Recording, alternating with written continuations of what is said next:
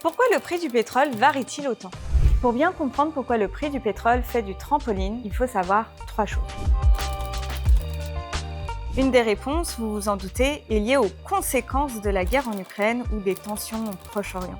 Ces conflits pèsent sur la loi de l'offre et de la demande au niveau mondial.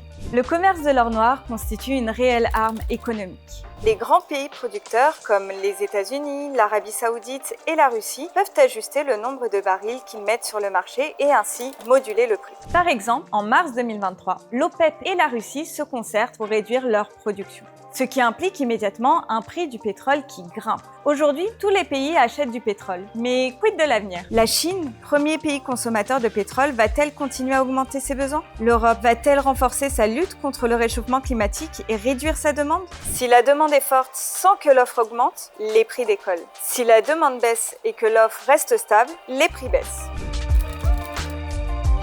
Et puis le prix de l'essence à la pompe, ce n'est pas juste le prix du pétrole. Pour un plein à 100 €, la part due au prix du pétrole brut représente entre 25 et 35 € aujourd'hui. Les taxes environ 55 € et le reste couvre le raffinage, la distribution, le stockage, etc.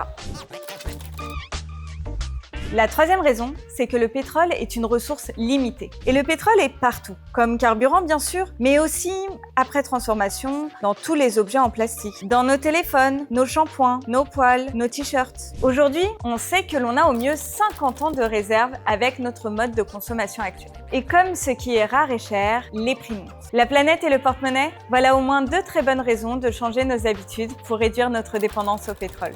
Il existe des alternatives renouvelables ou nucléaires, tels que les biocarburants, l'hydrogène et bien sûr l'électricité. Et on peut décider de sortir du tout plastique dans notre vie quotidienne. La balle est dans notre camp. Vous avez des questions sur le sujet? Dites-nous tout en commentaire ou venez nous retrouver à la Cité de l'économie à Paris.